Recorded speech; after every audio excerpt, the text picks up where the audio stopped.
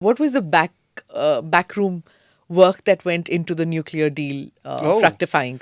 So the nuclear deal was July 18, 2005 until October of 2008. That period you were there in the In State Delhi. Department. I was in Delhi, yeah. And well, look, I mean, There was the George Bush visit yes, that with was Condoleezza Rice. Yep, 2006. Yes. Yep. And I was one of the control officers for that. yeah, so I remember that time when that was such a crucial period Yep. when he put a lot of personal capital, George Bush, into the nuclear deal, and that continued with President Obama. You served under both presidents, so tell us a little bit about that period. Well, it was a fantastic time to be serving.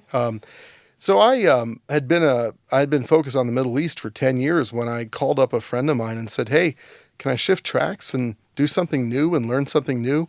Will you take me in your team in India?" And he wrote me back and said, "You're hired." And I said, "Well, my wife just joined the Foreign Service. Will you take her too?" And he said, "She's hired." So all of a sudden, my whole career, which had been so focused on Middle East, North Africa, just shifted in the blink of an eye. My wife and I landed here on July 1, 2005 with our kids. 17 days later, we were in a whole new ballgame. And it was because George W. Bush said, we are not going to take 10 years to get to normalization. We are not going to take forever to have our bureaucrats work through all of the rivers of bad blood and bad feeling between our two bureaucracies. We are just going to cut the Gordian knot. And George W. Bush was a man of his word, and he said it needed to happen. I have never felt so empowered as an officer in my entire career as when George W. Bush and Dr. Rice were basically giving us the push we needed. I was working for Ambassador Mulford at the time, great ambassador, wonderful ambassador. And Friend of India. Friend of it, 100% friend of India. David Mulford is a great friend of India. And I have never felt so empowered as a diplomat as during that era, because They were betting on India when nobody was betting on India. would you like to hear a story? Yeah, please. All right. So I have heard this from two principals who were in the room. Generally speaking, you triangulate with three sources in order to feel that you're on firm ground. I have at least two direct sources that I consider completely credible.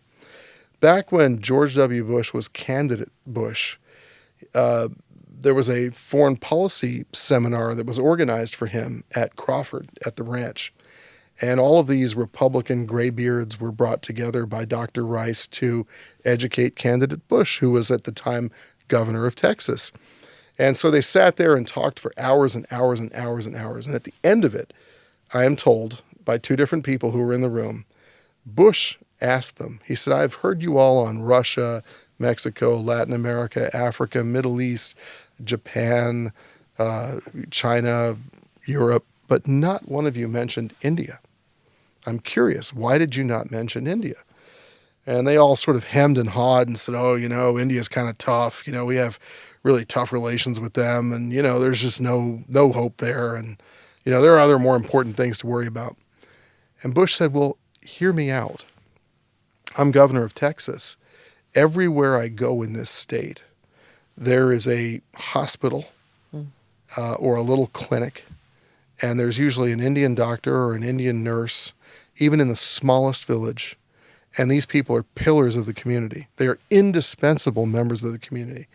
They pay their taxes, they're raising their children, they stay out of trouble, they are model immigrants. And I want to know why a country that generates these kinds of people that are pillars of the community throughout Texas doesn't get any coverage from you guys." Now, the telling of the story is to illustrate a point. The nuclear deal stemmed from George W. Bush himself, based on his understanding of the world, his understanding of where there was opportunity for the United States, especially after 9/11, and his view that something magical was happening in India at a time way before other people could discern that.